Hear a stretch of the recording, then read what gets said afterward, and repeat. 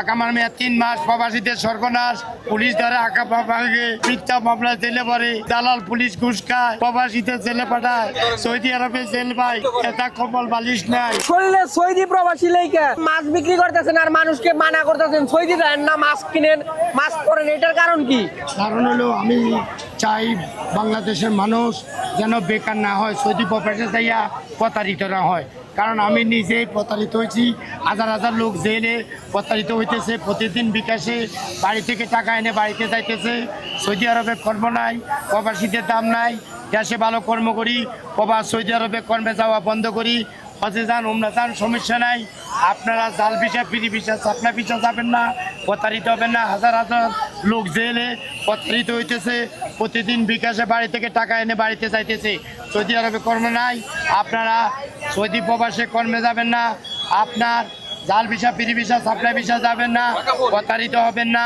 এবং আপনার রীতিমতো হাজার হাজার লোক বেকার, আকামার মেয়াদ 3 মাস, প্রবাসীদের সর্বনাশ, পুলিশ ধরে আকামাকে মিথ্যা মামলা জেলে পড়ে, দালাল পুলিশ ঘুষ খায়, প্রবাসীদের জেলে পাঠায়, সৌদি আরবে জেল ভাই, এটা কম্বল বালিশ নাই। মানি ব্যাগ ডাস্টবিনে ফেলে, মোবাইল বুকিংয়ে ডালে এবং দালাল ভিসা বের করে, কপিল ভিসা গ্রুপ মারে। তাই সৌদি আরবে কর্মে যাবেন না, প্রতারিত হবেন না। আমি স্ত্রী হারাইছি, সন্তান হারাইছি, মা হারাইছি প্রবাস জীবনে। এবং আমার এই মাস্ক বেশি আমি চলি, আমার সংসার চলে না। আমার মেয়ে অনার্স পাস, চাকরি নাই, ছেলে ডিগ্রি পাস, চাকরি নাই, একটা মেয়ে আছে 2 বছর পরে 8 বছর, আমি তাদেরকে চালাইতে পারি না। এই মাস্ক বেশি করি আমি চলি। আমি চাই সরকার যেন এমএটে যোদ্ধাদেরকে ভাতা দেওয়া হয়। আমি প্রবাসী লোন এখনো দিতে পারি না। আমার জন্য আপনারা দেশের মানুষ কিছু করে, সরকার যেন কিছু করে। কারণ আমরা হতভাগারা হাজার হাজার বেকার, কেউ ভিক্ষা করতেছে, সৌদি আরব থেকে আইসা আমরা প্রতারিত হইতেছি। আমরা চাই আমাদের দেশের মানুষ এইভাবে প্রতারিত যাতে না হয়। চাল visa, free visa, Chapla visa দিয়ে 3 মাসের আকামা বানিয়ে আমাদেরকে বেকার করে বাংলাদেশে প্রেরণ করে। আমি চাই সবাই যেন সচেতন হয়।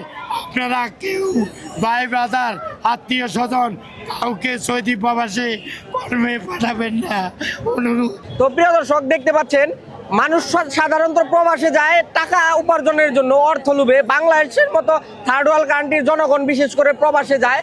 মধ্যপ্রাচ্যের দেশগুলোতে বেশিরভাগ বাংলাদেশের কর্মী দেখা যায়। যেহেতু বাংলাদেশে প্রবাসের চাহিদা বেশি, সেজন্য মানুষ যাচাই বাছাই কম করে এবং এই জায়গায় বিভিন্ন অবৈধ বিষয় প্রবাসে যায় এবং প্রতারিত বেশি হয়।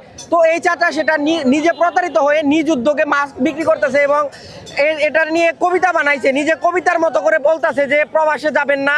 এবং এটা নিয়ে কবিতা বলতেছে উনি যে মাস্ক পরুন, সচেতন হন, প্রবাসে যাবেন না, সচেতন হন। বিভিন্ন গলাকাটা বিষয়ে মানুষ প্রবাসে যে প্রতারিত হইতেছে সে বিষয়ে চাচা কবিতা বানাইছে। তো চাচা আমাদের একটা কবিতা শুনান। এগ্রিমেন্ট পেপার ছাড়া কেউ প্রবাসে যাবেন না, সৌদি আরবে যাবেন না। আমি অনেক কবিতা লিখেছি, কবিতা বলেছি, এখন একটা কবিতা বলবো যার নাম মশার মেলা।